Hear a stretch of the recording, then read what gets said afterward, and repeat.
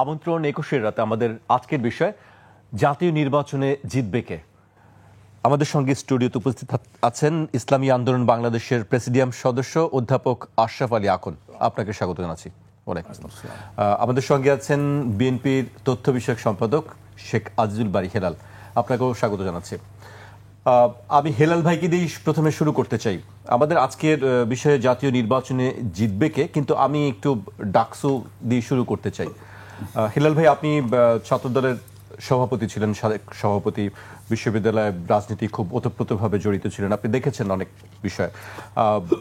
ডাকসু নিয়ে আসলে আপনাদের অবস্থান কি, বা এইরকম অবস্থান আমরা দেখিনি। আমরা দেখেছি যে 28টি পদের মধ্যে একটি পদও ছাত্রদল পায়নি। এই পুরো নির্বাচন নিয়ে ছাত্রদলের পক্ষ থেকে গতকাল কারচুপির কথা বলা হয়েছে, প্রত্যাখ্যান করা হয়েছে। আপনার বক্তব্য কি হেলাল ভাই?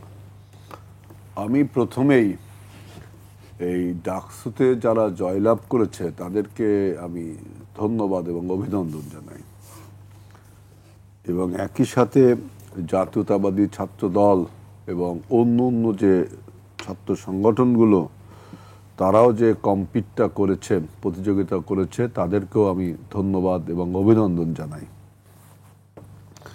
এবং ডাকসুতে ছাত্রদের এই ফলাফলের কারণ কি আপনি বলছেন, যে ফলাফলের কারণ কি, এই কারণটা যদি বিশ্লেষণ করেন তাই দেখবেন যে গত 17 বছরে আপনার ছাত্রলীগ, ছাত্র শিবির এক এবং অবিচ্ছেদ্যভাবে ক্যাম্পাসে অবস্থান করত। কিভাবে আপনি বলতে পারেন যে ছাত্র শিবির তো ক্যাম্পাসে ছিল না? হ্যাঁ, ক্যাম্পাসে কেমোফ্লেজ করে, অর্থাৎ ছাত্র লীগের ভিতর ঢুকে তারা সেখানে থাকতো, মানে হাইড করে, গোপন করে।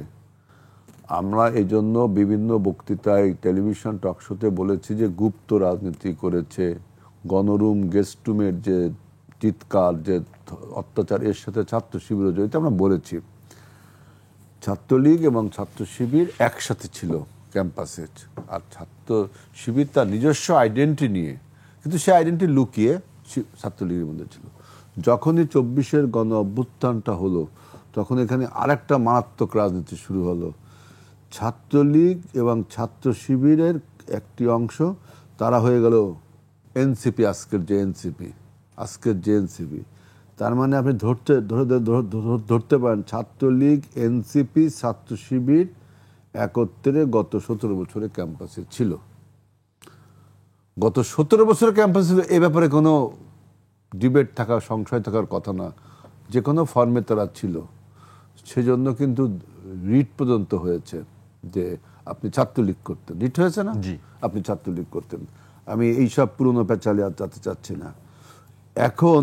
এবং এখানে আরেকটা ন্যারেটিভ তুলেছে যে যেহেতু গত 17 বছরে ক্যাম্পাসে হলগুলোতে প্রচুর আক্রমণ, অন্যায্যতা ছাত্রদের উপর প্রতিষ্ঠিত, ছাত্ররা ট্রমাটাইজ হয়ে গেছে, হলের ছাত্ররা। তখন একটা বয়ান তুলেছে ছাত্র শিবির, এই এনসিপি তথা ওরফে ছাত্রলীগ, এরা একটা বয়ান তুলেছে যে হলে ছাত্র রাজনীতি করা যাবে না। এতে তাৎক্ষণিক উপশমের মতো কিছু ছাত্ররা চিন্তা করে, তাই তো হলে ছাত্র রাজনীতি করি তো ওই পূর্বের সেই ট্রমাগুলো ফিরে আসতে পারে। কিন্তু এটাতে আপনার শিক্ষা দিক থেকে, যুক্তিগত দিক থেকে একটা রং আইডিয়া, সরি,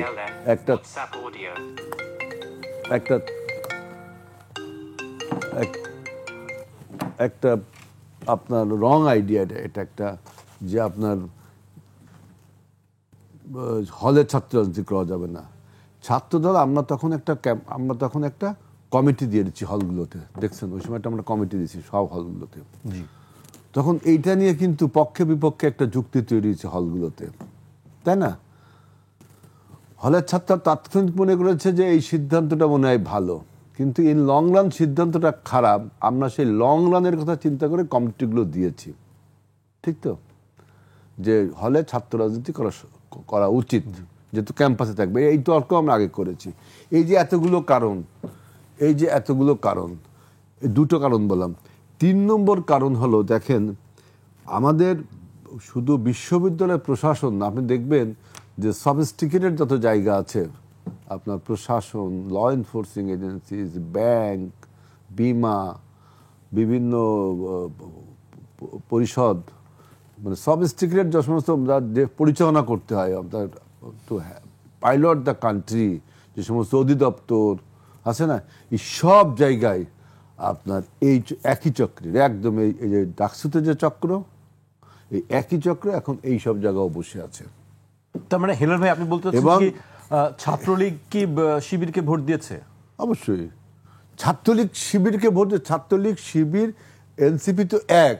এখন ছাত্রলীগের যে ভোটগুলো, সেই ভোটগুলোই তো শিবির, সেই ভোটগুলোই এনসিপি, আর শিবির তো আলাদা একটা আইডেন্টিটি আছে। অর্থাৎ ছাত্রলীগের ভোট শিবির পেয়েছে। আপনি ভোটের রেজাল্টগুলো দেখবেন, ভোটের রেজাল্টগুলো আমি আসবো। আমি এই যে দুটো কারণ বললাম যে কেন আজকে এই শিবিরের অর্ধেক ভোট পাইলো ছাত্রদল, কেন পাইলো।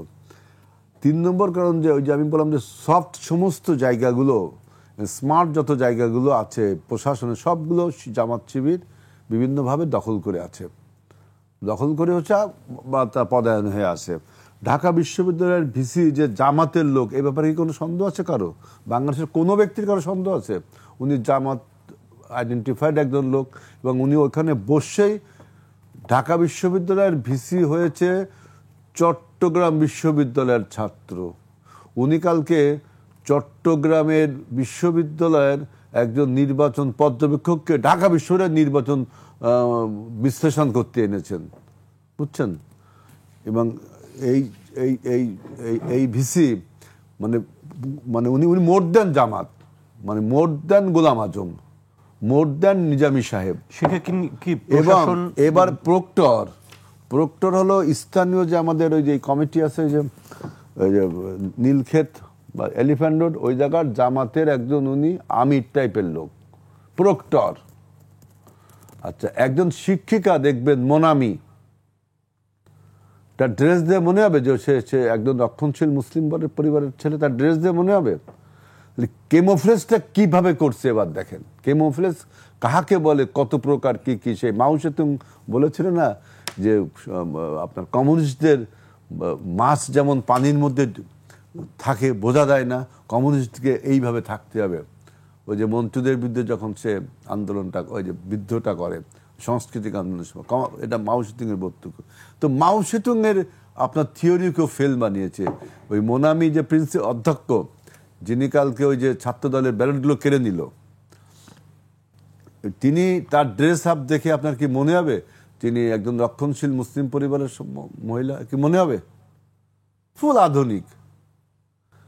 তিনি ইসলামী ছাত্র শিবিরের লোকের, আপনি বুঝবেন কি করে? উনি ওইখানে একটা পোস্টেড হয়ে বসে আছে। তারপরে দেখেন যে এতগুলো পদ, 41টা পদ, 41টা পদের ব্যালট নাম্বার তো মনে থাকে না। শিবির, ইসলামী ছাত্র শিবিরের সমস্ত ব্যালট পেপার শিক্ষকরা পর্যন্ত দেওয়া শুরু করেছে। আর আমাদের ছেলেরা ব্যালট শিট দিচ্ছে যে ভাই 41টা পদ তো মনে রাখা যায় না, আমরা নাম্বারগুলো বলে দিচ্ছি। আমাদের টেলিভিশনে আমাদেরগুলো সব কেড়ে নিল, তাই না? আর দেখেন ওই যে সাদিক কায়েমের বিষয়টা, কোনো প্রার্থী ভোট গণনায় ঢুকতে পারবে না, উনি ঢুকলেন কিভাবে, তাই না?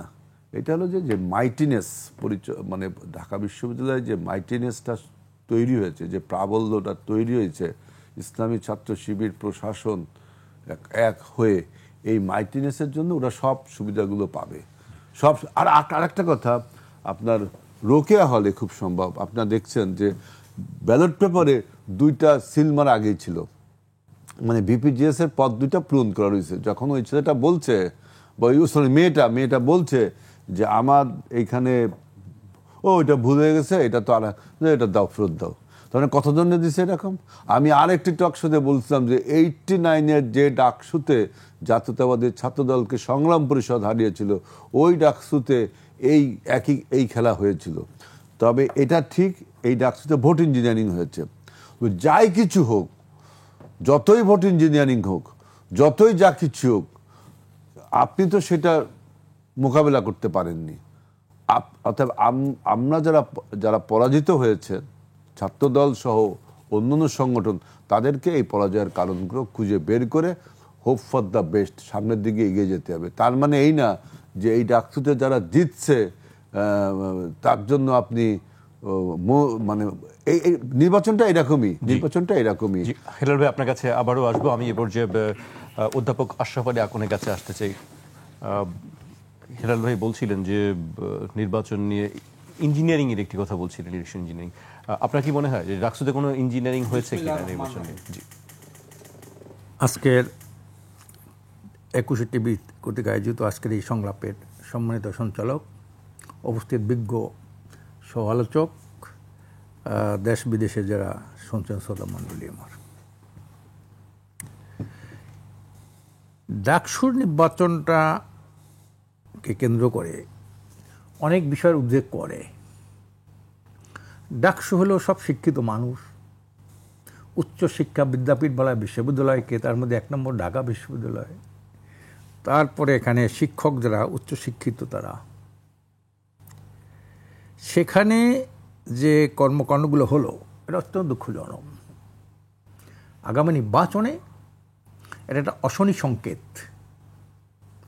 ইলেকশন ইঞ্জিনিয়ারিং ওনরা যদি করে, একজন যে হাই স্কুলের শিক্ষক উনি পোলিং এজেন্ট থাকে, কলেজের একজনই পোলিং এজেন্ট থাকে, ওনারা কী করবেন? সারা 4,000 4,500 মতো কেন্দ্র আছে, তারা কি করবেন? আজকের এরকম একটা উচ্চশিক্ষিত জায়গায় এখানে পুলিশ হলো 1200 মতো, বোধ হয় 1200 পুলিশ। এর মধ্যে এত শিক্ষিত মানুষ, শিক্ষিত শিক্ষক, পোলিং এজেন্ট বলেন, রিটার্নিং কর্মকর্তা বলেন, সাংবাদিক বলেন, কেন্দ্র তো বাংলাদেশের হৃৎপিণ্ড তো ঢাকা বিশ্ববিদ্যালয়কে বলা হয়। সেখানে যদি ইলেকশন ইঞ্জিনিয়ারিং কথা বলে, সেখানে যদি গাপটি মারা শিবির আওয়ামী লীগের মধ্যে লুকিয়েছিল তারা যদি আবার ঐক্যবদ্ধ হয়ে যায়, এইটা আসলে আমি মনে করি যে এটা আসল কথা নয়, মূল কথা নয়। মূল কথা হলো এটা ছেলেদের একটা রুচির পরিবর্তন ঘটেছে। তারা একটা নূতন, স্বচ্ছ, সৎ, মেধাবী, যাদের আচরণ খুব ভালো, এ ধরনের একটা পরিবর্তন ছাত্ররা চেয়েছে। তা যদি ছাত্রলীগই সব কিছু হয়, জগন্নাথ হলে সবচেয়ে ছাত্রলীগ বেশি, তো সেখানের মধ্যে 10টা ভোট পাবে, মানে কি ছাত্রলীগ তো জগন্নাথই বেশি। এই জন্যে এই কথাটা ইঞ্জিনিয়ারিং যদি হয়, ইঞ্জিনিয়ারিং এটা কিন্তু অশনি সংকেত, আমি বলছি এটা আগামী নির্বাচনের জন্যে। কিন্তু মানুষ একটা পরিবর্তন চায়, সেই পরিবর্তনের হাওয়া কিন্তু ডাকসু নির্বাচনে লেগেছে। এখন ভাই আমি একটু আপনাকে 1 মিনিট এখানে একটুই করছি। আপনি বলছেন যে একটি পরিবর্তনের হাওয়া লেগেছে। আমরা দেখছি যে জাতীয় রাজনীতিতে জামায়াত ইসলামের সঙ্গে আপনাদের একটি সমঝোতার বিষয় আছে। আসলে সেই সমঝোতার বিষয়ে কি ঢাকা বিশ্ববিদ্যালয়ে আপনাদের একটি আলাদা প্যানেল ছিল, সেখানে কি আপনারা কি সেই ঢাকা বিশ্ববিদ্যালয়ের ডাকসু নির্বাচনে কি সে ধরনের কোনো সমঝোতা ছিল কি? এটা আমাদের একটা আন্ডারস্ট্যান্ডিং আছে, যেহেতু আমরা একটা নির্বাচনী জোট না, নির্বাচনী সমঝোতা করছি। জামাত ইসলাম, ইসলামী আন্দোলন, এনসিপি, খেলাফত মজলিস, ডক্টর আহমদুল কাদের, এবি পার্টি এবং গণ অধিকার। ডাকসুতেও কি সেই প্রতিফলনটা কি ছিল? আমরা এতটুকু করেছি, আমরা প্যানেল দিয়েছি ঠিকই, কিন্তু আমরা বলেছি যে একটা পরিবর্তন আনা দরকার ঢাকা বিশ্ববিদ্যালয়ের মধ্যে। দীর্ঘদিনের যে এবি পার্টিও কি আপনাদের সাথে ভাই? হ্যাঁ, তাই নাকি? এবি পার্টি, হ্যাঁ। আল্লাহ, তাই তো একে একে 2 মিলে যাচ্ছে, আমি বুঝছি না। এবি পার্টি আপনাদের সাথে? হ্যাঁ, এবি পার্টি আমাদের সাথে। আরও ছোটোখাটো কিছু ছিল, ওগুলো পরবর্তীতে যাই হোক, নানা নিশে ওগুলো কতগুলো আছে সিট পার্টি। হ্যাঁ, মানে আপনাদের নির্দেশনা ছিল যে শিবিরের পক্ষে কাজ করা, শিবিরের পক্ষে আমাদের কাজ চলা, কিন্তু আমাদের প্যানেল থাকবে, কিন্তু কাজটা করবে যদি চূড়ান্ত মোট এইখানে, এইভাবে একটা আমাদের দিক নির্দেশনা ছিল ওদের প্রতি। যেহেতু আমরা একটা নির্বাচনী সমঝোতা করেছি আগামী নির্বাচনে, এবং একই কর্মসূচি নিয়ে আমরা মাঠে নেমেছি। সেটা হলো পিয়ারের দাবিটা আছে আমাদের, তারপরে ওই যে জুলাই সনদের আইনি ভিত্তি আমরা চাচ্ছি, তারপরে সংস্কার চাচ্ছি, মৌলিক সংস্কার এবং বিচার, দৃশ্যমান বিচার। এই পয়েন্টে আমরাও একমত, জামাত একমত। এই হিসাবে তো ভিতরে টান্ডাসিং আছে, সেইভাবে আমরা ওখানে যতটুকু আমাদের করার আমরা করেছি। তো যেটা ছিল যেটা বলতেছিলাম আমি, একটা রুচির পরিবর্তন ঘটেছে ছাত্রদের মধ্যে, ছাত্রছাত্রীদের মধ্যে। আপনারা দেখেছেন আবিদ যখন মেয়েদের কাছে ওই ওদের লিফলেট দিতেছিল, মেয়েরা কিন্তু ইগনোর করে চলে গেছে আরেকদিকে, এটা নাই এটা কিসের প্রকাশ? এটা নেবে তো, নিয়ে ফেলাই দাও, কিন্তু নিলই না, টাচ করলো না। এটা ওদের মধ্যে একটা সামগ্রিক কত প্রতিক্রিয়াশীল একটা লোক, অভদ্রতা। আমি সেটি অবাক হচ্ছি যে অভদ্রতা না, খেয়াল করছেন যে আসলে নিচ্ছে কারটা নিচ্ছে না কারটা নিচ্ছে। জি, যাই হোক, এটা কি ভদ্রতা না, ভদ্রতা এটা আমি মনে করি তাদের একটা প্রতিক্রিয়াশীল হতে পারে, আপনার ক্ষোভের বহিঃপ্রকাশ করতে হতে পারে, যে আমি একটা ঘৃণার বহিঃপ্রকাশও করতে পারে, এভাবে যাই হোক হতে পারে। আপনি এক দৃষ্টিতে ওরা এক দৃষ্টিতে দেখছে আর কি, যাই হোক। তারপরে একটা মনে করেন ছাত্র শিবির একটা 15 লক্ষ টাকা খরচ করে একটা পানির একটা ফিল্টার বসাইছে, একটা পিওর পানি খাওয়ার জন্যে। সেইটাকে ভেঙে দেওয়া, এটা তো ছাত্রদের মধ্যে একটা রিয়াকশন করছে। এখন এইটা যেটা তারপরে হলের যে গেস্ট রুম, হল রুম, তারপরে খাওয়া দাওয়া নিয়ে মানে নানান দিকে দীর্ঘদিন পর্যন্ত সেই 21 সাল থেকে শুরু করে অদ্যাবধি ইউনিভার্সিটিগুলোর মধ্যে ছাত্র বান্ধব কোনো কর্মকাণ্ড হয় নাই, যার কারণে দীর্ঘদিন ওরা যে ওয়াদা করেছে এবং ওদের প্রতি মানুষের ছাত্রছাত্রীদের একটা আস্থা সৃষ্টি হয়েছে, ওদের আখলাখ চরিত্র দেখে কথা হয়েছে।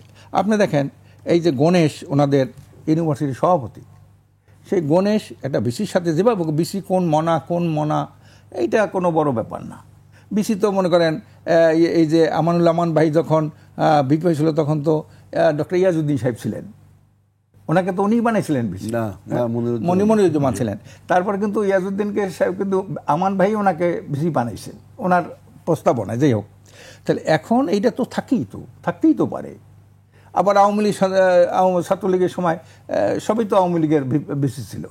কাজে কে কোন দল করুক, কি দল করে ম্যান হিসাবে কেমন এই দেখতে হবে।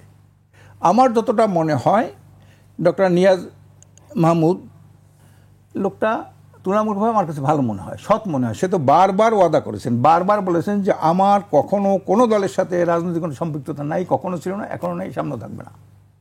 এ কথা কিন্তু আমি বারবার বলেছি।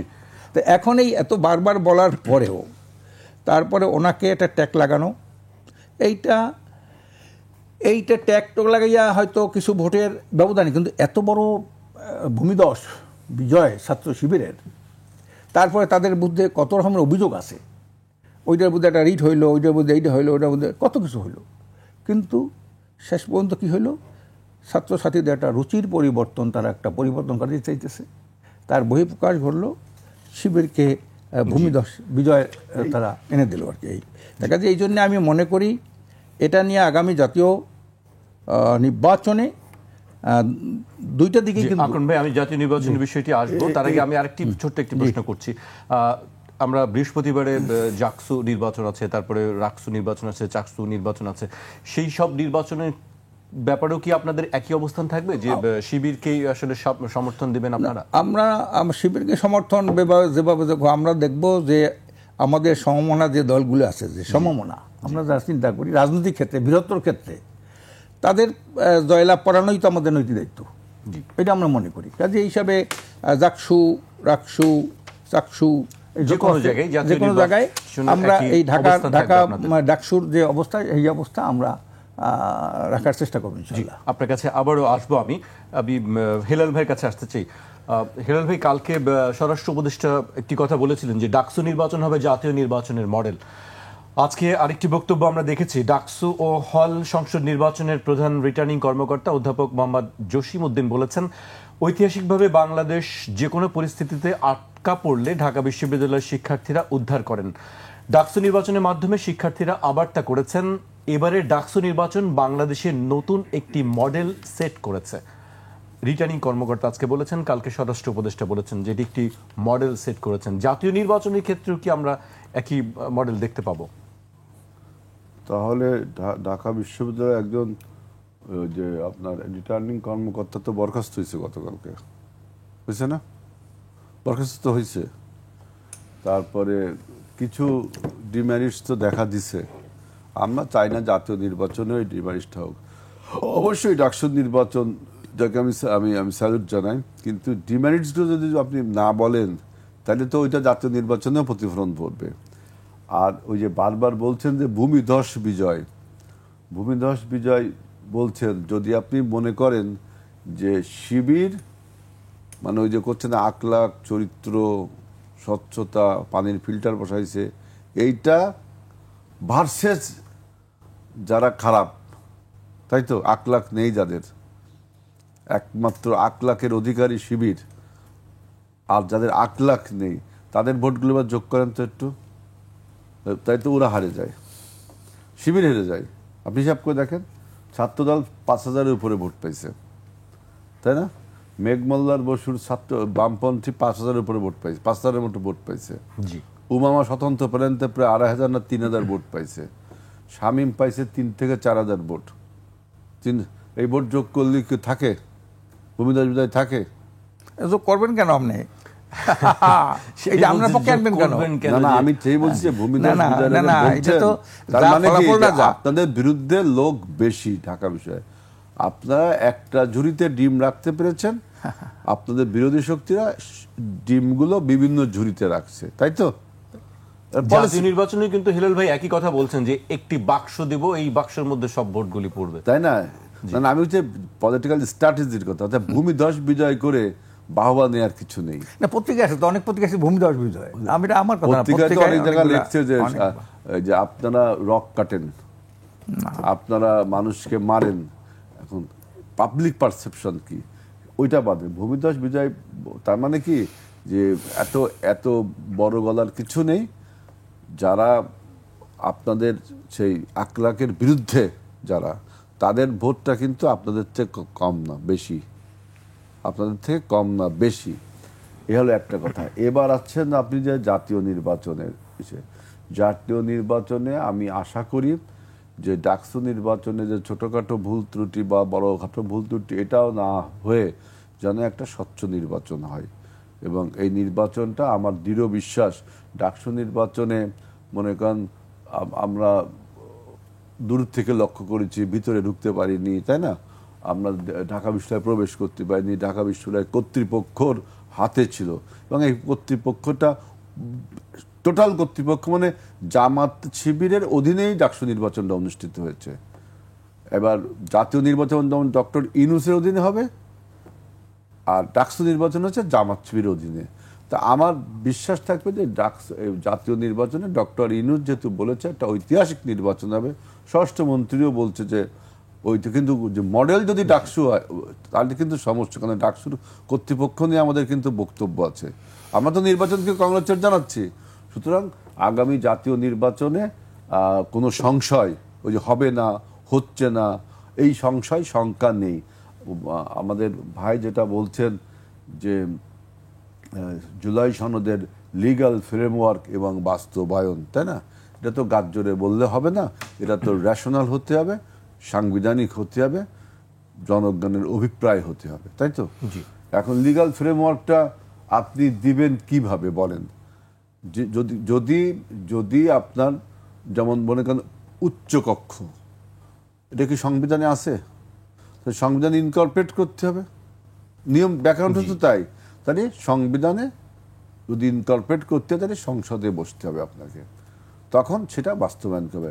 ধরেন একটা আইন যেটা সংবিধান পরিবর্তনের সাথে জড়িত, তখন আপনাকে অবশ্যই সংবিধান যেতে হবে, গার্জের কথা বলে তো হবে না, তাই না? আর যে সমস্ত আইন সংবিধান পরিবর্তন করার প্রয়োজন নেই, এমনি এমনি করা যায়, আপনার নির্বাহী আদেশে, আপনার পার্টি অর্ডিন্যান্স জারি করে, এটা আপনি এখন করেন, কোনো সমস্যা নেই, তাই না? সুতরাং জুলাই সনদের যে ইমপ্লিমেন্টেশন এবং লিগ্যাল ফ্রেমওয়ার্ক, এটারও একটা রিজল্ট হলো এটা। সুতরাং আগামী নির্বাচন নিয়ে কোনো আর মেঘের দেখা নেই। নির্বাচনটা হচ্ছে, সবাই পার্টিসিপেট, হারে যেতে যে যাই, কিন্তু একটা জিনিস মনে রাখতে হবে, ওই পরাজিত শক্তি তারা কিন্তু কলকাতায় বসে আপনার হাজার হাজার কোটি টাকা দিয়ে বাংলাদেশের নির্বাচনকে বানচাল করার চেষ্টা করছে। আজকে যদি কেউ বলেন যে আমাকে মিষ্টি না খাওয়ালে আমি বিয়ে বাড়িতে যাব না, আমাকে অমুক সিট না দিলে আমি নির্বাচন করব না, আমাকে অমুক জায়গার এমপি না বানালে আমি নির্বাচন করব না, তাহলে কিন্তু হাসিনার সাথে আপনাদের একই রকম বন্ধুত্ব গেল, যে এই বন্ধুত্ব আপনারা ডাকসুতে দেখাইছেন, সেই বন্ধুত্ব জাতীয় নির্বাচনও দেখান, কিন্তু জাতীয় নির্বাচন বানচালের মাধ্যমে না। আমরা যেমন ডাকসুকে কিন্তু আমরা বানচাল করিনি, ডাকসু নির্বাচনে পার্টিসিপেট করেছি এবং অভিনন্দন জানাচ্ছি। হিলাল ভাই, আপনার কাছে আবারও আসবো। অধ্যাপক আশরাফ আলী আকুনের কাছে আসতে চাই। আকুন ভাই বলছেন যে অমুক আসন না দিলে, অমুক সুবিধা না পেলে আমরা নির্বাচন করব না, এরকম কোনো অবস্থা কি আসলে আসনের নির্বাচন? এইটা ইসলামী আন্দোলন বাংলাদেশ একটা ঐতিহ্যবাহী সংগঠন। আমরা আসনের নির্বাচন কখনোই করি নাই। আমরা চাইছি জনমতের শতভাগ প্রতিফলন ঘটুক। 53 বছরের যে কর্মকাণ্ড পার্লামেন্টগুলো করেছে অত্যন্ত দুঃখজনক, বেদনাদায়ক, কলঙ্কজনক। আমরা যে ঐক্যমত্য কমিশনে প্রায় 31টা দল পার্টিসিপেট করেছি 28 দিন পর্যন্ত, সেখানে আলাপ আলোচনা করেছি পক্ষে বিপক্ষে। আসনের কোনো বিষয় নেই, না আসনটা কিছু না, নোট অফ ডিসেন্টও দিয়েছি। সেখানে কিন্তু ঐক্যমত্য কমিশন পটভূমিতে একটা কথা লেগেছেন, মারাত্মক কথা লেগেছেন। আমি ডক্টর ইউনূস সাহেবকে গেছিলাম তার সাথে, ওখানে কিন্তু বলছি ধন্যবাদ জানাই আপনাদের যে 53 বছরের এদেশের ক্ষমতাসীন যারা ছিল তাদের একটা মুখোশ আপনার উন্মোচন করতে পারলেন। সেটা উনি বলছেন 53 বছরের স্বাধীনতার 71 থেকে শুরু করে 24 পর্যন্ত কখনোই কোনো সরকারের মাধ্যমে জন আকাঙ্ক্ষা পূরণ হয় নাই। লেখছে এটা আমরা পড়ে দেখি। এইটা তো ঐক্যমতের সবাই সাথেই তো এটা উনি আপনার তো বলেননি। না, আমরা যা সবাই যা বলছে এবং ওনার যে কি কয় পারসেপশন, তাতে উনি এই কথা লেখছে ভূমিকায়। তো আমরা বলছি যে 53 বছর যে হয় নাই, কেন হয় নাই তাও লেখছে যে একনায়কতন্ত্র, দলীয়করণ থেকে শুরু করে গণতন্ত্রের চর্চার অভাব ছিল, এগুলো আবার লেখছে পড়ে। তো এখন এই 53 বছরের যে রাজনৈতিক সত্যি দুঃখজনক না? সেই আপনার 73 সাল থেকে শেখ মুজিব যে ভোট চুরি করলো, ভোট চুরি করে 300 আসনের মধ্যে 293টা সে নিয়ে গেল ভোট চুরি। তো এই ভোট চুরি দিয়ে কিন্তু আমার দেশের রাজনীতির সূচনা। এটা কিন্তু ঐতিহ্য সূত্রে আমরা পেয়েছি, ভোট চুরি করা, ভোট ডাকাতি করা, বাস্ক ছিনতাই করা, খন্দকার মোস্তাকের বাস্ক নিয়ে আসা ঢাকায়, এই যে এটা কিন্তু ঐতিহ্য সূত্রে আমরা পেয়েছি। কাজে আমরা মনে করি এই ট্র্যাডিশন বন্ধ না হলে, ভোট ডাকাতির ট্র্যাডিশন, কালো দিনের ভোট রাইতে করার ট্র্যাডিশন, মাস্তান, হুন্ডা, গুন্ডা, ভোট কেন্দ্র ঠান্ডা, এই যে ঐতিহ্য সূত্রে আমরা পেয়েছি, এইটাকে বাদ না দিলে নির্বাচন হবে যেন তেন ভাবে। 53 বছর যা হচ্ছে তাই এইভাবে একটা নির্বাচন হবে। তখন আমাদের ইতিহাস লিখতে হইবে যে আরো 5 বছর পরে 58 বছরের মধ্যে গণতান্ত্রিক অধিকার কখনো প্রতিষ্ঠিত হয় না, আর 5 বছর পর তাই লিখতে হবে। এই কথাটা আমি বলছি ওখানে। কাজে এখানে এর আমূল পরিবর্তন আনা দরকার ভোট পদ্ধতির উপরে। সেই ভোট পদ্ধতি আমূল পরিবর্তনের জন্যে ওনাদের সাথে তো আমাদের খুব ভালো সম্পর্ক, ফেসিবাদ বিরোধী আন্দোলন একসাথে করছি, কত গোপন বৈঠক করছি, কত কিছু বলছি, কিন্তু সেখানে পিআরের ব্যাপারটায় যখন আমরা উঠাইলাম যে আমরা তো এটা নতুন কিছু না, 91 দেশে আছে, সেখান থেকে আমরা স্টাডি করেছি, পড়াশোনা করেছি, এদের সমস্ত শিক্ষাবিদ, আইনজীবী, বুদ্ধিজীবীদের সাথে আমরা পরামর্শ করেছি। তারপরে আমরা দেখেছি এইটা 2008 সালে আমরা এটা আমাদের নির্বাচনের স্তরে দিয়েছি, তারপর 2018 সালেও দিয়েছি। আপনারা সবসময় পিআরের কথা আগেও বলছি, এবং এখন এইটাকে একটা জাতীয় রূপ পাইছে। সমস্ত দলগুলা 31টা দলের মধ্যে 26টা দল পিআরের পক্ষে কিন্তু তার সমর্থন জানিয়েছে। ইভেন কি ডক্টর আপনার বদিউল আলম সাহেব, উনি হলেন নির্বাচন কমিশনের প্রধান, উনি একটা জরিপ করেছেন যে 72% লোক পিআর চায়।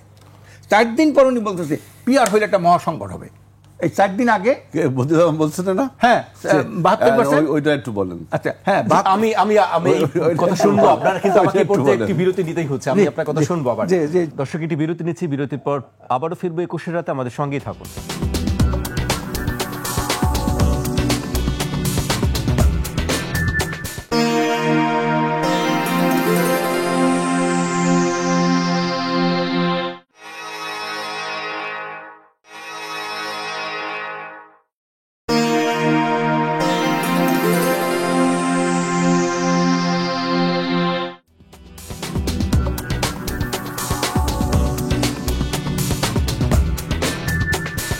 বিরতির পর আবার স্বাগত। আপনারা দেখছেন 21 রাত। আমাদের সঙ্গে আছেন ইসলামী আন্দোলন বাংলাদেশের প্রেসিডিয়াম সদস্য অধ্যাপক আশরাফ আলী আকুন এবং বাংলাদেশ জাতীয়তাবাদী দল বিএনপির তথ্য বিষয়ক সম্পাদক আজিজুল বারী হেলাল। বিরতিতে যাবার আগে আমরা আকন ভাইয়ের কাছে বেশ কিছু বিষয় নিয়ে শুনছিলাম, পিয়ার নিয়ে তিনি কথা বলছিলেন। আমি এ পর্যায়ে আবার আজিজুল বারী হেলালের কাছে আসতে চাই। হেলাল ভাই, আমি একটি বক্তব্য দিয়ে শুরু করতে চাই। আসন্ন জাতীয় নির্বাচনকে সহজভাবে নিলে ভুল হবে এমন মন্তব্য করেছেন বিএনপির ভারপ্রাপ্ত চেয়ারম্যান তারেক রহমান। তিনি বলেছেন, আমি 1 বছর আগে বলেছিলাম আমরা যত সহজ ভাবছি তত সহজ নয় ব্যাপারটি। সোমবার ঠাকুরগাঁও জেলা বিএনপির দ্বিবার্ষিক সম্মেলনে দেয়া বক্তব্যে তিনি এই কথা বলেছিলেন। আসলে কি যত সহজ ভাবা হচ্ছিল উনি কি ভুল বলেছিলেন সেটি আপনার কাছে আপনাদের এই দেশের বর্তমান ক্রমান্বয়ে যে পরিস্থিতি ডিটোরিয়েশন হচ্ছে, একটা আনসার্টেনিটির মধ্যে যাচ্ছে, তার মধ্যে যদি নির্বাচনটা হয় এবং তার মধ্যেই হবে, তাহলে সবাই আপনারা বলেন যে বিএনপি জিতে যাচ্ছে, বিএনপি তো ভোট হলে জিতছে। তো উনি একমাত্র করেছে যে না, নির্বাচনটা চ্যালেঞ্জিং হবে, এবং আমরা ওনার সাথে একমত, আসলে নির্বাচনটা চ্যালেঞ্জিং হবে। সুতরাং আপনি কিভাবে নেব এইটা আপনারা বলছি। তার আগে আমাকে আশরাফ আলী আকন ভাই যেটা বলছে যে পিয়ার যদি না হয় তাহলে কি নির্বাচন করবেন না, এইটা পিয়ার মনে করেন হবে না, ধরে নেন, তাহলে তো খুব ভালো। না, তার মানে তো নির্বাচন করবেন তো বলি না, এইটা হলো উত্তম পদ্ধতি, আপনার ভালো পদ্ধতি। হ্যাঁ, আই ডু এগ্রি, আপনি বলছেন ভালো। তার মানে বোঝা গেল যে পিয়ার পদ্ধতির নির্বাচন না হলেও, যেহেতু পিয়ার পদ্ধতি নির্বাচন হওয়ার এখন কোনো বাস্তবতা নেই, কারণ সংবিধান তো আপনার নেই পিয়ার পদ্ধতি। আপনি হয়তো সংসদে যে আইন পরিবর্তন করার কথা বলেছেন, সংসদে যায়, এবার সংসদে যে ওনারা আবার আমরাও তর্ক বিতর্ক করে it might be or might not be, যে পিয়ার হবে কি হবে না, এটা আপনার 13th parliament will take the decision, সেখানে আরো আলোচনা হবে, তাই না? তাহলে এখন বোঝা গেল যে পিয়ার পদ্ধতি ছাড়াও নির্বাচন ওনারা আসতেছে না, এটা বলি নাই তো। আমরা বলেছি পিয়ার বাস্তবায়নের জন্য অনেক পথ পরিক্রমা আছে, পাড়ি দিতে হবে অনেক কিছু। এইটা আমরা বলছি, আমরা আপ্রাণ চেষ্টা চালাই যাব, কি হয় না হয় ধরে নেন, হবে না সর্বশেষ না হবে না, হবে না এটা আমরা বললাম, তর্কের খাতিরে ধরে নেন। না, আপনি বললেন কি আপনি যে পিয়ার হবে না, ধরে নেন হবে না, যদি হয় হলে আসবো, আমরা নির্বাচন করব, আমরা তো নির্বাচন করব। পিয়ার হইলে আপনারা নির্বাচন করবেন? অবশ্যই করব। আচ্ছা শুনেন, তা পিয়ার যে হবে তার বাস্তবতা শোনেন, আমি একটু বলি। পিয়ার যদি না হয় তাইলে কি আপনি নির্বাচন আসবেন? না হইলে তখন আমরা দেখব এই ডাবল ডিলিং। আমার বক্তব্য পালায় 12টা বাদ দেন। না, যখন হেলাল ভাইটা শেষ করি, তারপর আপনার কাছে আসি। পিয়ার নিয়ে বাংলাদেশে নির্বাচনটা আপনার হচ্ছে, এবং সেটা যে কত বড় চ্যালেঞ্জ হবে দেখেন, যে যদি ডাকসুকে আপনি ক্ষুদ্র অর্থে ধরে নেন, যে দেখেন ছাত্রলীগ ছাত্র শিবির ঐক্যবদ্ধ হয়েছে, এবং জামাতের আমির আপনার প্রথমেই বলেছিল যে আওয়ামী লীগকে ক্ষমা করে দেওয়া যায়, মনে আছে আপনার? তারপরে প্রেস ক্লাবে জামাতের আমিরের সাথে তৎকালীন পতিত ফ্যাসিবাদের ওই যে আব্দুস সোবা কি জানো ভাই, বুলবুল ভাই, আমাদের সাংবাদিক বুলবুল ভাই, তারপরে যে সাংবাদিক নেতারা ছিলেন, হ্যাঁ সাংবাদিক আরেকজন ছিল যে আমাদের ইকবাল সোবান ভাই, তাই না? আমিও ছিলাম ওই মিটিংয়ে। মানে আমরা ওই যে গাজী ভাই জানাজায় গেছিলাম, তো আসার পথে দেখি জামাত আর আওয়ামী লীগ বসে মিষ্টি খাচ্ছে আর ছবি তুলতেছে। আর এবং ওদের ওই লোক বলছিল যে জামাতের আমির যে আওয়ামী লীগকে ক্ষমা করে দেওয়া উচিত, তাই না? তাইলে তারা যদি এক হয়, জামাত আর আওয়ামী লীগ যদি এক হয়, ডাকসুতে তার একটা মহড়া কিন্তু তারা দিছে। আর আপনি আজকে যে নাগরিক ঐক্য যাদের বলছেন এনসিপি, এই এনসিপি তো মনে করেন শিবিরের খালাতো ভাই মামাতো ভাই, এইটাই তো ছাত্রলীগের খালাতো ভাই মামাতো ভাই, এরাই তো ক্যাম্পাসটাই ছিল। এই যে ক্ষুদ্র যে মডেলটা, এই মডেলটা যদি জাতীয় মডেলেও প্রকাশ পাবে, যদি না পাবে, তাহলে বিএনপিকে সেই চ্যালেঞ্জটা মোকাবেলা করতে হবে না? সুতরাং বিএনপির যারা নেতা নির্বাচন, সেই কথাই সম্ভবত আমরা যারা বিএনপির প্রান্তিক পর্যায়ে রাজনীতিটা করি, আমরা যদি উদাসীন হয়ে বসে থাকি, তাই তো আপনার আবার সেই যে লাউ সেই কদু, সেই কারণ হিলাল ভাই ফ্যাসিবাদ এই ফিরে প্রশ্নে আসবে। আসতে হয় যে আসলে কি ডাকসুর ব্যাপারে কি আপনারা উদাসীন ছিলেন? বিএনপি কি না না, উদাসীন ছিল ডাকসুর ব্যাপারে ডাকসুর ব্যাপারে? ডাকসুতে তো আমরা দেখেন আমরা হেভিলি কম্পিট করেছি, আমরা এককভাবে 17টা বছর আমরা ডাকসুর থেকে উৎখাত ছিলাম, ক্যাম্পাসে ঢুকতে পারিনি।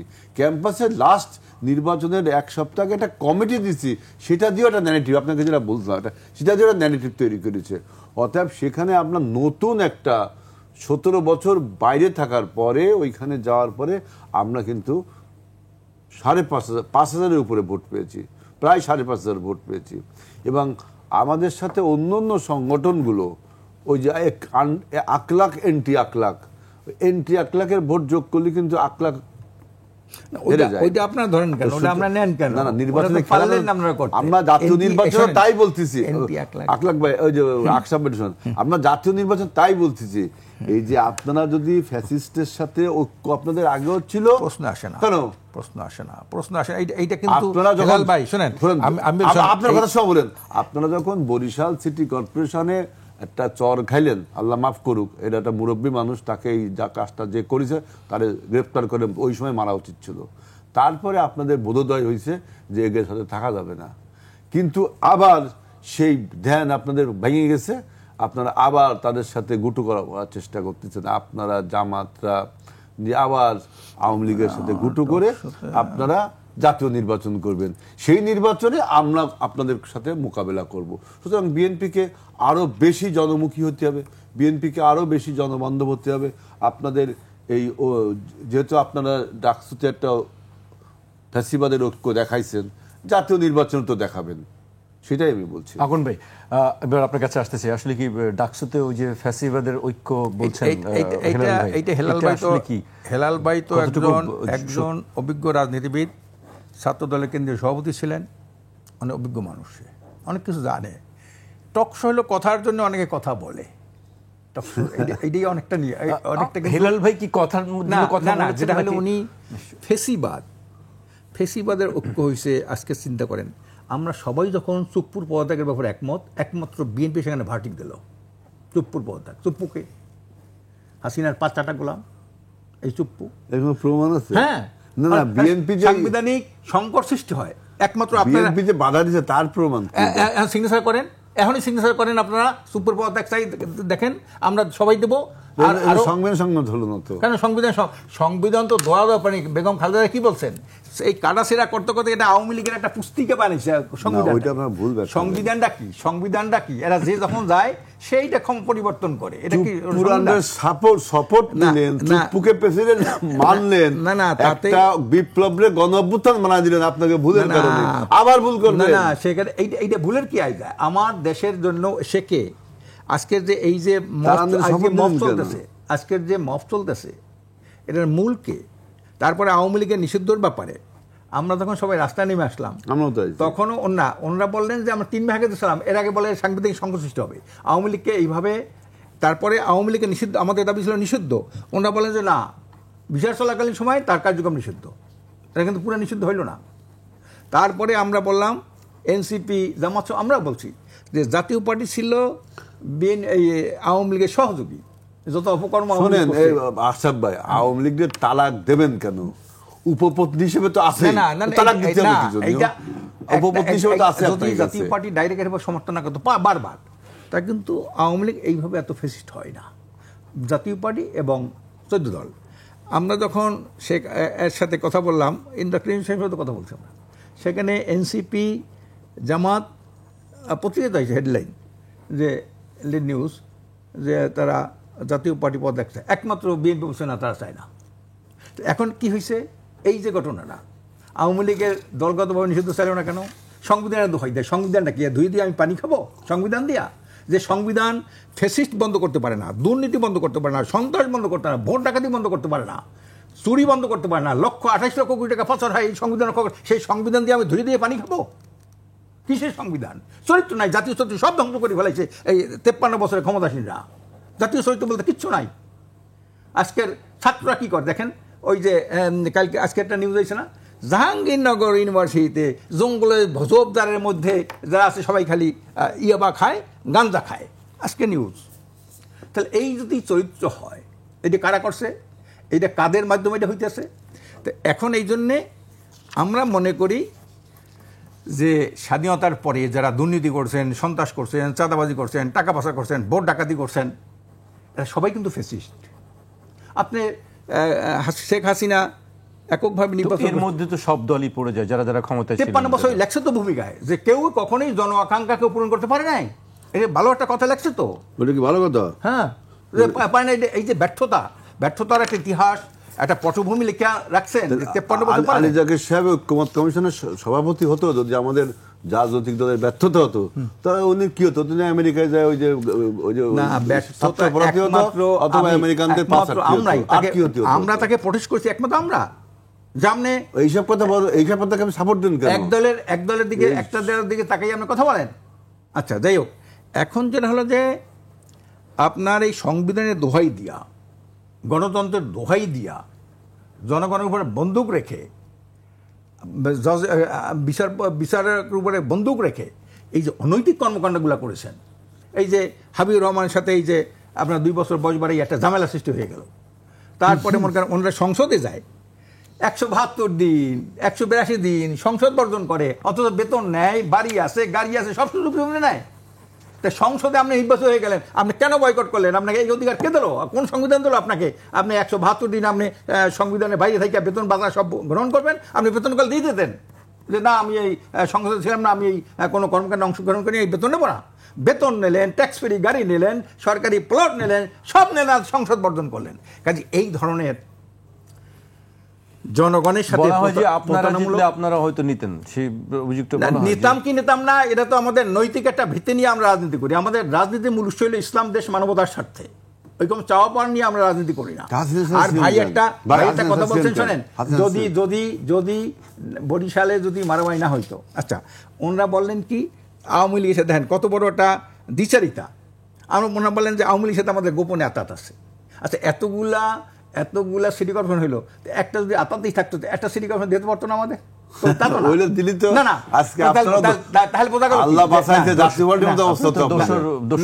এরপরে দেখেন অন্য কত বড় দোষর। ডাক্তার শাহাদাত, উনি নির্বাচন যায় নাই, আওয়ামী লীগের আমলে যায় নাই, ইশরাক হোসেন যায় নাই, সেই তারা আবার সেই নির্বাচনে কখন গেছে আওয়ামী লীগের আমলে, সেই আওয়ামী লীগের সেই সোর্স ধরে ওনারা স্বঘোষিত ওনারা মেয়র হতে চায়। তো ওনারাও তো গেছে। আর এর হলো একটা স্থানীয় নির্বাচন, একটা হলো জাতীয় নির্বাচন। স্থানীয় নির্বাচন মানুষ ভালো চায়। ওনাদের একজন প্রার্থী আছে মোশাররফ হোসেন, ওই যে আপনার কলাপাড়া, তার যে ইউনিয়নটা, সেই ইউনিয়নে কিন্তু চেয়ারম্যান আমাদের একজন হাফেজ মৌলানা আব্দুর রহিম, ওনার ইউনিয়নের সেদিন টকশোতে আমি বলছি আপনাকে সেক্রেটারি জেনারেল আমার ইউনিয়নের, সেক্রেটারি জেনারেল ওনার ইউনিয়ন। যাই হোক, এখন এভাবে দেখা গেল মানুষ স্থানীয়ভাবে ভালো একটা লোক চায় যে গম চুরি করবে না, জনগণ এটা নেবে না, তাই একটা ভালো লোক চায়। এটা তো জাতীয় নির্বাচনের কোনো প্রভাব পড়ে না। তা কাজে আমরা চাচ্ছি ওইটা কি করলাম না করলাম। আমরা দেখছি 2008 সালে ওনার নির্বাচন গেছে, আমরাও গেছি। 2014-তে ওনারা যায় না, আমরাও যাই নাই। 2018-তে ওনারা গেছে, আমরাও গেছি। 18-তে কী করছি আমরা, 10:30 11টার দিকে আমরা 300 আসনে প্রার্থী দিয়েছিলাম, 300। তো সেইখানে কিন্তু আমরা 10:30 11টার মধ্যে ভোট প্রত্যাখ্যান করছি। ওনারা করলেন কি, সেই ভোটে গেলেন, ডক্টর কামালের সাথে যুক্ত ভোট করে গেলেন, সেখানে 6 জন পাইলেন, তার আনুপাতিক একজন মহিলা পাইলেন, তারা নিয়ে 7 জন নিয়ে গেলেন, একজন শপথ পড়ল না। কিন্তু সেখানে কিন্তু ওনারা প্রায় 3 বছর ওনাদেরকে ওই দিয়ে আসলো, বৈধতা দিয়ে আসলো। জি, আর আমাদের বোঝা গেল ওনারা যেটা একটা হচ্ছে কি, হেলাল ভাই, তর্কের সামনে নির্বাচন কি করবেন তাই আমরা সামনে নির্বাচনটা একটা জনগণের শতভাগ প্রতিফলন চাই, ব্যালট বাক্স ডাকাতি বন্ধ চাই, গুন্ডা এইগুলো বন্ধ চাই, বেশি শক্তি কালো টাকার এটা দৌড়তে বন্ধ করতে চাই। যারা সন্ত্রাসী, যারা চাঁদাবাজি, যারা টেন্ডারবাজি করে, খুনি, তাদেরকে আমরা নির্বাচন থেকে তাদেরকে আমরা অবাঞ্ছিত ঘোষণা করতে চাই। ইলেকশন ইঞ্জিনিয়ারিং এর একটি শব্দ উঠেছে, সেটির ব্যাপারে ইলেকশন ইঞ্জিনিয়ারিং তো বাংলাদেশে নতুন কিছু না। এটা তো করবে যার বেশি শক্তি আছে, যার কালো টাকা আছে, তারাই তো ইঞ্জিনিয়ারিং পদক্ষেপ নেয়। যেমন আমাদের জিএস প্রার্থী ছিল মারজান, উনি বলেছেন যে একটা সেন্টারে 6 জন বিএনপি এজেন্ট, আমাদের একজন ঢুকতে দেন, অথচ একটা ইমারিয়ে দিল, একটা কী ওটাকে একটা স্লিপ দিল, সেটা নিয়ে ঢুকতে পারে না। তা ইঞ্জিনিয়ারিং তো যার যেখানে শক্তি আছে সেই তো ইঞ্জিনিয়ারিংটা করে, দুর্বলতা ইঞ্জিনিয়ারিং করে না, তারা তো ভদ্রভাবে থাকে। কাজে এই জন্য ইঞ্জিনিয়ারিং যাদের কালো টাকা, যাদের কৃষি শক্তি, যাদের জন্য শত শত কোটি টাকা দিয়ে নমিশন কেনে, তাদের এনি হাও এমপি হওয়াই লাগবে। তাদের ইঞ্জিনিয়ারিং হওয়ার ইঞ্জিনিয়ারিং হোক, মারামারি হোক, কাটাকাটি হোক, যা কিছু করা হোক, ভোট সেন্টার দখল করা হোক, এটা আপনার করাই লাগবে। কাজে এই জন্যে আমরা মনে করি আজকের সারা দুনিয়ার দিকে তাকান, দেখেন বিশ্বটা কোন দিকে যাইতেছে। দিন দিন পিয়ারের পক্ষে জনমত বাড়তেছে। আমরা উদাহরণ দেয় কি শোনেন, এই যে আপনার কি ওয়েস্টমিনিস্টার, সেই ওয়েস্টমিনিস্টারের মধ্যে দেখেন স্কটল্যান্ড পিয়ার পদ্ধতি, তারপরে নর্থ আয়ারল্যান্ড, সেখানে কিন্তু পিয়ারের পক্ষে কথা বলতেছে তারা, এবং একটা লিবারাল ডেমোক্রেটিক পার্টি হয়েছে লন্ডনে, সেটা কিন্তু পিয়ারের পক্ষে। কাজে এই আমি মনে করি ভাই, এই পিয়ার কেন চান না, আর এটা যখনই হবে তখন আমি বলবো ইন্টারভিউয়ের সময়, সেখানে ফখরুল ভাই আমাদের অফিসে গেছিলো, ওদের সাথে প্রায় 2 ঘন্টা আলাপ হয়েছিল। সেখানে একটা গোপন কথা উনি বলে আসছে যে এই কারণে আমরা পিয়ারটা চাই, পিয়ারটা ভালো, কিন্তু আমরা পিয়ার চাই না। সেটা এখন এই টকশোতে বলা মুশকিল, বলবো এখন তোনার সাথে আমি। এটি তো দর্শকদেরকে একটি উনি যেটা বলে আসছে সেটা আমি দর্শকদের বলে দিই। জি, আমি শেষ করবো, হেলাল ভাইকে দিয়ে শেষ করতে চাই। হেলাল ভাই, আমরা ওই যে আপনার ডাইরেক্ট যে ইলেকশন, আপনার ফার্স্ট পাস্ট দ্য পোস্ট যে ইলেকশন, এই ইলেকশনে তো ওনারা মানে হারিকেন দিয়ে খুঁজে পাবেন না সিট একটাও, বাতি দ্বারাও খুঁজে পাবেন না। খুব ভালো। তা আপনাদের অসুবিধা কোথায় যদি একটাও না আসে? না চিন্তা করতেছি না, আমরা একটাও পাবো না, সবটা তো আপনারা পাইবেন পিয়ার হইলে, তাই পিয়ারটা নেন না। পিয়ারে না, ফার্স্ট পাস্ট দ্য পোস্ট না, আমরা পাবো না ফার্স্ট পোস্ট, আমরা এই জন্য এখন একটা থিওরি দিছেন যে পিয়ার, এবং তার পক্ষে একটা স্ট্যাটিস্টিক্যাল ডাটা দিছিল বদিউল মজুমদার, সেই ডাটাকে তিনি নিজেই আবার পিয়ার ভালো কিন্তু মহাসংকট সৃষ্টি হবে এইটা বলছে, কিন্তু অস্বীকার করে নাই। সেজন্য বলছি যে যেটা ওনার পক্ষে যাবে, যেহেতু ওই বাংলাদেশের প্রচলিত নিয়মে উনি তো ভোটের কাছেই আসতে পারবেন না, তাই না? এখানে ওই যে ডাকতে অনেকে দেখবেন 0 ভোট, 1 ভোট, 2 ভোট পাইছে, ওই অবস্থা হবে। আমি একটা কথা বলি, এখন যদি আপনি নিয়ম করেন যে অ্যাটলিস্ট আপনার 25% ভোট না পারলে সে পিয়ারে অংশগ্রহণই করতে পারবে না, তালিব কি মানে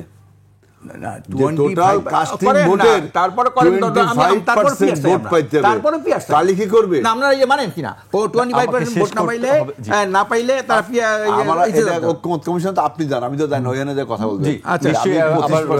কমিশনের সঙ্গে আপনাদের আবার আলোচনা শুরু হবে, আমরা কালকে বৃহস্পতিবার থেকে আবার শুরু হচ্ছে। আমাকে এখানে শেষ করতে হচ্ছে। আপনাদের দুজনকে অনেক অনেক ধন্যবাদ আমাদেরকে সময় দেওয়ার জন্য। জি, আজকে এখানে শেষ করতে হচ্ছে। আমারও অনেক প্রশ্ন রয়ে গেছে, কিন্তু আসলে সময়ের স্বল্পতার কারণে শেষ করতে হচ্ছে আপনাদেরকে। আপনার ফখরুল ভাই একটা কথা বলছে, এই শুনি যান, খাওয়া দাওয়ার পরে 10 দফা নিয়ে একটা সমঝোতা স্মারক হয়েছে, সেখানে সিগনেচার করছেন মির্জা ভাই এবং আমাদের পীর সাহেব। তার মধ্যে পিয়ার শব্দটা আমরা ওইখানে আনছিলাম যে এটা, উনি বলছেন হুজুর একটা আসল কথা বলবো, আমাদের ভোট কালেকশন করি আনি প্রার্থীরা সেন্টারে, আর আপনার একটা আদর্শ রাজনীতি করেন, যা বললেই সব আপনার বক্তব্যরা চলে আসবে, কিন্তু আমাদের ভোট আনে হইল প্রার্থীরা।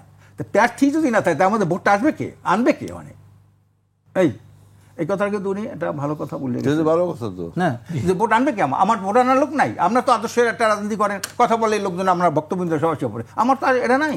আপনাকে পটানোর জন্য বলছে, আপনারা যদি আদর্শের রাজনীতি করেন আপনাকে মিটিং লোক হয় না কেন? কি লোক হয় না? আপনাকে লোক হয়েছে 2 লাখ, আমাকে হয়েছে 12 লাখ। আপনার এটা গোয়েন্দা রিপোর্ট, 2 লাখের বেশি চলে আসেন। হ্যাঁ, ভোটে চলে আসেন। না, আরেকটা কথা আমি বলি, ভোট তো পরিবর্তনশীল।